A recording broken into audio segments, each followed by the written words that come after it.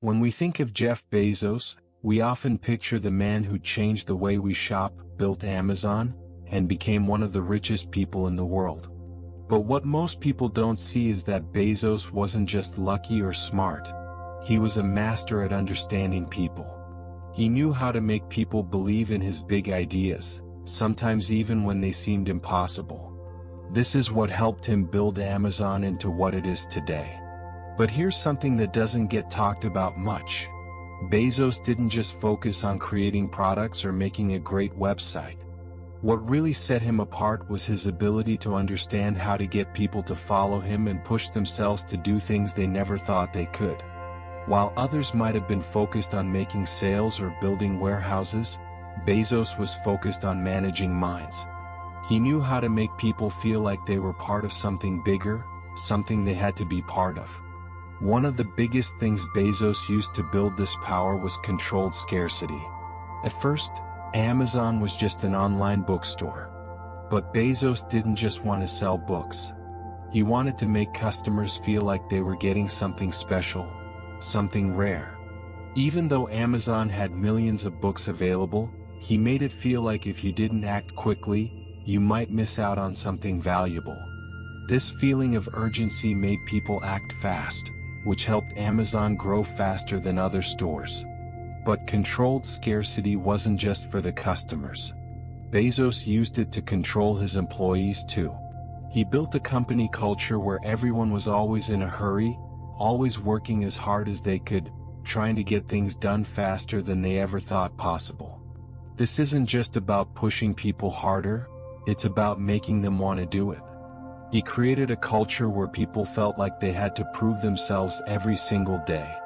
When you think about it, this is a psychological trick that most successful companies use in some form.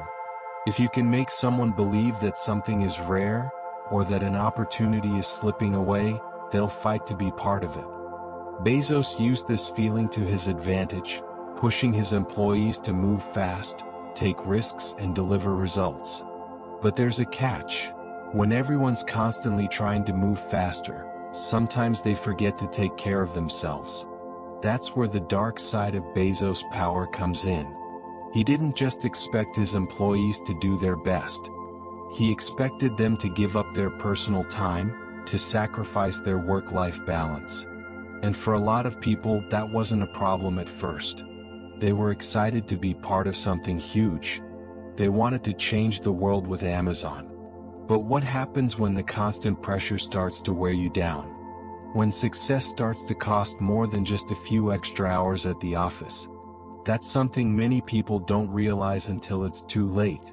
This constant push for more, the feeling that you're never doing enough, is what drove Amazon's rapid growth. But here's the thing, while it worked for the company, it came at a personal cost for many employees. Bezos had this way of making you feel like you were part of something huge, something that was going to change the world. And for a while, that feeling was enough to keep people going. But over time, that big vision became a burden. One of the ways Bezos made this work was through his unique use of performance pressure. If you were working at Amazon, you weren't just trying to meet expectations, you were trying to meet his expectations. And his expectations were often sky high. The harder you pushed yourself, the more recognition you got. But if you didn't push hard enough, you'd quickly be reminded that there was always someone else willing to take your place. It was this constant pressure to perform that created a culture of competition within Amazon. And I'm not talking about healthy competition here. Bezos made sure his employees were always competing, even when they weren't aware of it. Teams within Amazon often found themselves working on the same projects, but each team had a different version of the project and a different deadline. And because no one wanted to fall behind, each team worked harder and faster. But that's the thing. If you're constantly competing against others, you're not just fighting for a better product, you're fighting for your place in the company. And that kind of pressure can take its toll. What Bezos understood, though, was that people are motivated by competition. They want to prove themselves. They want to show they're the best, even if it means working long hours or putting their personal lives on the back burner.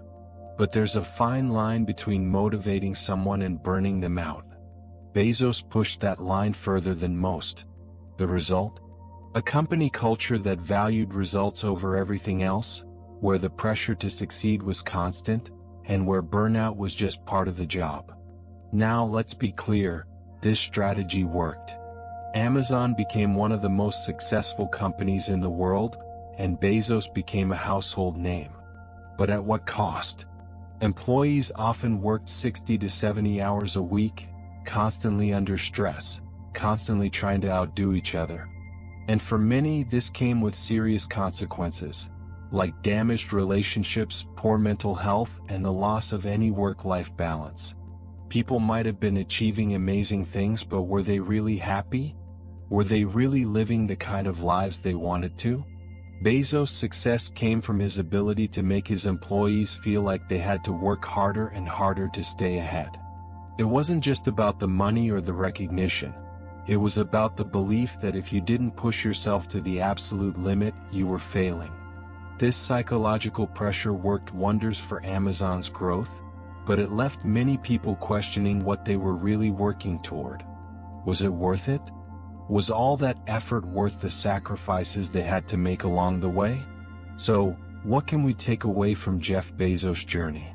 Well, it's a lesson in how to build something big. Bezos was able to turn Amazon into a global empire by mastering the art of psychological influence.